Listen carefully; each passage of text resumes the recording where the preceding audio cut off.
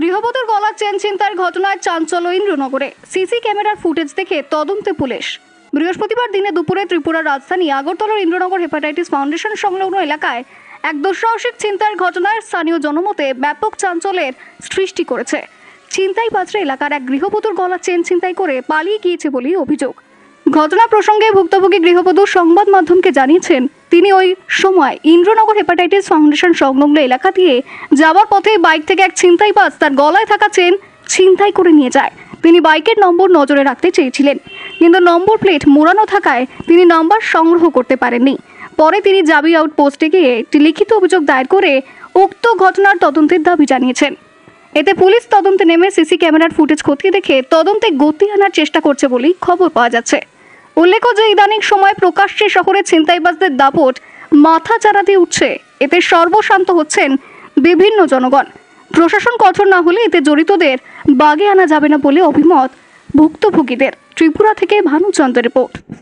আমি অফিস থেকে বাড়ির দিকে যাইতেছি, তো এই জায়গার মধ্যে একটা স্কুটি থামানো। এই জায়গাটা হচ্ছে অমৃত স্টোরের ভিতরের গলি, কমলাকান্ত পাড়ার গলি। তো আমার বাড়ি হচ্ছে গ্যাসের এজেন্সির উল্টা সাইডে আমার বাড়ি। তো আমি এদিক দিয়ে যাইতেছিলাম, এখানে একটা স্কুটি থামাই না আসলাম। আমি জানি কি ভাবতে ভাবতে এরকমভাবে হাইটটা ওই জায়গাটা অব্দি গেছি বলদা একটা বাইক লিয়ে একটা ছেলে আছে, ফুল হেলমেট পরা, গ্লাস নামানো না, গ্লাসটা উঠাই নাই, মুখটা ঢাকায় না, ফুল হেলমেট পরা, হলুদ কালার একটা টি শার্ট পরে না ছিল। তারপরে আমি ওই জায়গাটা গেছি বলদা হঠাৎ করে বাইকটা আমার পাশ দিয়ে স্লো করছে, করে আমার ঘাটটার মধ্যে এরকম ভাবে চিপ দিয়ে ধরছে বলতে আমি লড়তে পারতেছি না, ঘাটটা এরকম ভাবে ঘুরাইতে পারতেছি না। তবুও আমি চোখটা এরকম ভাবে ঘুরাইছি। এবার চোখটি বড় করে লাল করে আমার জানি কি একটা কইছে, আমি কথাটা বুঝছি না। তারপরে আমার ঘাটটার মধ্যে যে হাত দিয়ে ধরছে, বা হাত দিয়ে এই হাত দিয়ে আমার চেনটারে পেঁচাই আমার চেনটা ধরতে পারতেছে না, আমার শার্টের কলারের লেগে আমার ধরতে পারতেছিল না। তারপর আমার শার্টের কলারটা এরকম ভাবে টান দিছে, তাই না, টান দিয়ে সে এবার চেনটা এরকম ভাবে খাবলা দিয়ে চেনটা লইয়া হাতটা এরকম সোজা করে আমার চেনটা তাই না হাতে ভাবে ঝুলতেছে, এই জায়গাটা দিয়া তাই না টান করে গেছে গা। আমি এই করে যাইতেছি, এবার মহিলা জিজ্ঞেস করতেছে যে কি হয়েছে, আমি আমার চেন টান দিয়ে নিছে গা। তারপর চুর করে চিল্লি দেন, আমি দৌড়াইতেছি দানের পিছিয়ে চুর করে, কিন্তু রাস্তা তো একদম নীরব আসলো, কেউ আসিল না। তো হ্যাঁ বাইক লইয়া টাইন না গেছে গা। বাইকের নাম্বার প্লেটটা মুড়ানো আছিল, আমি ভাবছি যে বাইকের নাম্বারটা ফলো রাখুম, কিন্তু বাইকের নাম্বার প্লেটটা মুড়ানো আছিল যে আমি দেখতে পারছি না। থানায় কি কমপ্লেইন করছেন? থানায় আমি জিবি আউটপোস্টে গিয়ে কালকে কমপ্লেইন করছি। আরো এরকম ঘটনা কালকে আরো 2টা হয়েছে। তো আমরা সাথে আরেকজন আইছে, আয়া কমপ্লেইন করছে।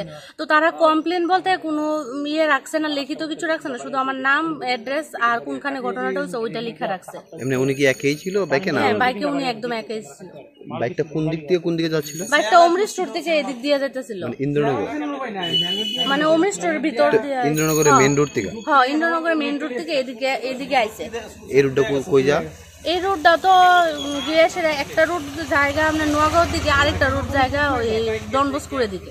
আপনি কোন জায়গায় গেলেন? আমি গ্যাস এজেন্সির সামনে যাইলাম। কত টাকা আনুমানিক ক্ষয়ক্ষতি? এটা 1 ভরি আছিল আমার গলার চেনটা।